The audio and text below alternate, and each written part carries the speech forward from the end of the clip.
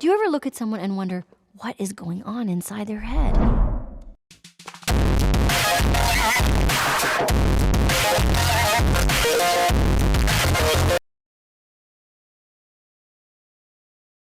Before you call me salty because I don't have a membership, I have been a Diamond member since April 2019.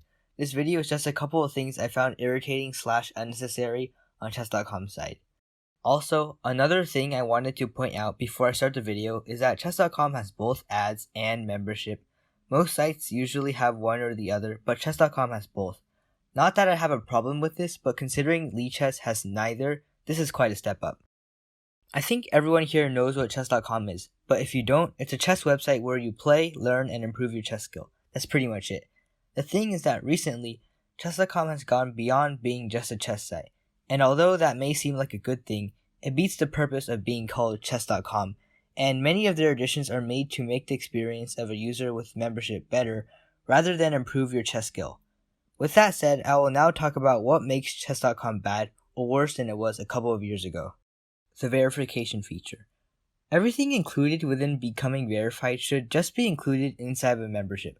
I see no reason why chess.com should add more features and lock it behind another paywall. In addition, most of the stuff is completely useless. Tournament-related verification perks. Global Championship monthly cash events, verified only events. In most, if not all tournaments, your chances of winning are very low.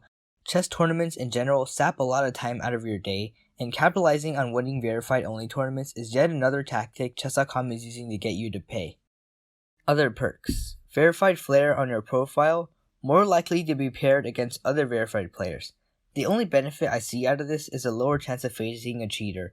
Otherwise, I have no clue why you would want to pay for this. Verified leaderboard, additional fair play screening. Translation. Assurance to toxic players who are impatient and want their rating back faster against stockfishes. Furthermore, chess.com is admitting to the fact that their cheat detection is inaccurate and you need to pay for better screening. Utterly useless. If you really want to get a cheater ban, just tell all your friends to report them. Everything becoming verified offers is completely unnecessary and is only for chess.com users who feel like they have money to burn. Treasure chests, also known as NFTs. This is probably going to be the most controversial part of the video, so I will try not to comment on the NFT system but on the chess.com version instead. Please keep in mind that there have been many more detailed posts and analysis on the treasure chest system. Alright, so someone among the chess.com staff decided that making NFTs would be a good idea, so now it's here. I do not know much about how NFTs work, but what I do know is that it's about buying pictures of monkeys at insane prices when you can just screenshot them. Treasure chest is the same thing. You take a game from chess.com. Only games from chess.com. I wonder why. You mint it, and you list a price with the hopes that someone will buy that game from you. This has to be the most pointless thing to ever exist. First, buying pictures of monkeys, then buying tweets, and now you can buy chess games? Can you buy anything now? Moreover, I see no use in buying a chess game whatsoever. It serves absolutely no purpose, and no one is even aware of your ownership anyway. Okay, I'll let you NFT nerds alone and let you guys do your thing. I know there are good sides to this, such as 95% of the money going to you, and the entire system being environmentally friendly, but let's be honest, there has to be a motive behind this entire thing. Whether they're trying to get people to buy a membership or get more users on the site, there's a reason for chess.com making this addition. Before I move on, I would like to ask one more question. Chess.com is a chess site, hence the name chess.com. Treasure chest has nothing to do with chess. Pretty much every chess site has its typical features, play, puzzles, analysis, lessons, and chess.com is just throwing in NFTs. Isn't this going a little far? Do they really expect chess players to start selling their games once they finish them? While I was editing this video, I found out that Lichess has also added NFTs now, so let's check out theirs.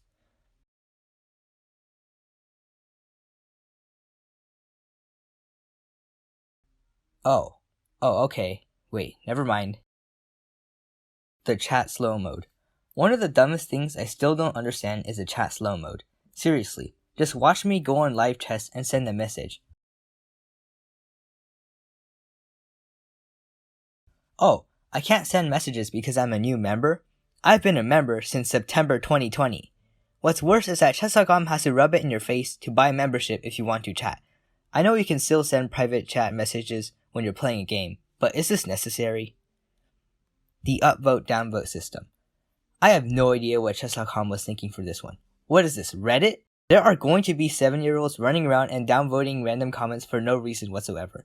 At this point, chess.com should just add a karma system as well. The play thing. To this day, I still don't get why chess.com has moved from live chess to play. I mean, they're so similar there's no point moving the entire player base to play. If they wanted to add or remove something, they could just modify it on live chess.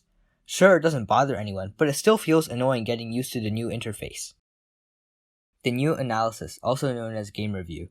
For the 3 people who use the review tab, I'll tell you why it's bad. First off, the coach treats you like a complete idiot.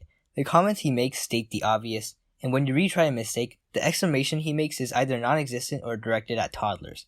And any move you make that's not the best move takes a full minute for the coach to say, "Oops, that's not the best move. I knew that from the start, but I just wanted to analyze it at 50 bajillion depth just to show you how bad it is. Try again." And you continue to keep trying to find the best move till you either lose your sanity or just get the answer by switching to the analysis tab. Just use the analysis tab. You're better off analyzing the top lines to see why it's good than blindly retrying your moves. Leagues. The entire league system is so dumb. It's just saying, play chess normally like you usually do, but we'll give you points for it. Not only that, we'll put your league right at the top of your home screen, your profile, and everyone else's profile too, just so you play more games. Bad UI.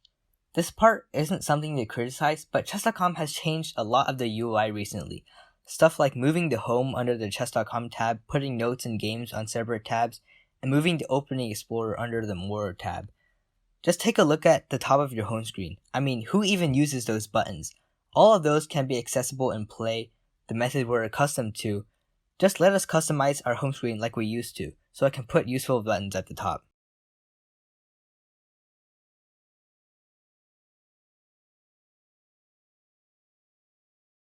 Daily puzzles. The current state of daily puzzles is beyond stupid. Let's just take a look at a recent puzzle. It's a mate in 2. Okay, maybe it's just this one. Let's look at the day before. It's the most obvious skewer I've ever seen. And it's not just these 2. All of the daily puzzles are probably less than 500 rated, except for an occasional difficult one. The daily puzzle has clearly been neglected, and even last year's daily puzzles were harder than the ones now. The last thing I want to talk about is just how much is locked behind a membership. As someone who has a membership, I'm not usually aware of this, but I will go over everything now. The play section. Thankfully, everything in the play category doesn't cost anything. I don't think anyone would be using chess.com if it did. Puzzles. 5 per day. Puzzle Rush. 1 per day. Puzzle Battle. 1 per day. This is just absurd. Why include an entire rating system if it's essentially made for paid users? Daily Puzzle. Free, but it's useless. Custom puzzles, 5 per day. The Learn section. Lessons, 1 lesson per week. Insights, locked.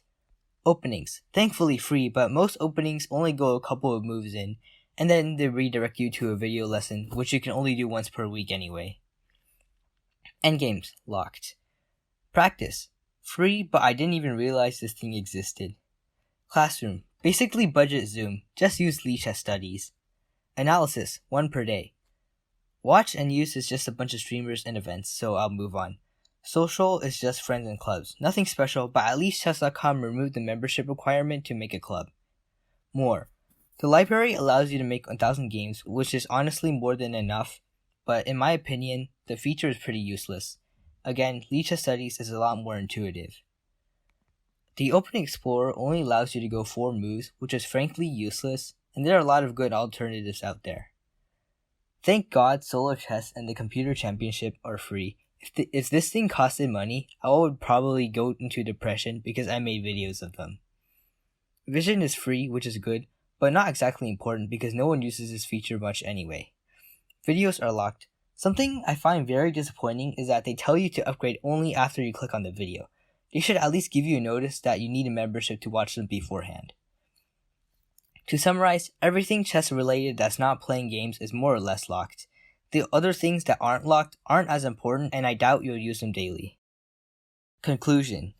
I can confidently say that chess.com has its eyes on the wrong places. I can't tell if chess.com genuinely thinks that all their features are completely polished, or they're purposely ignoring the fact that many things need improvement.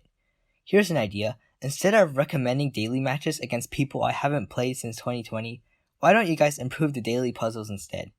There are so many glaring issues on the site that are forgotten, while chess.com keeps adding new features that ironically sprout even more problems.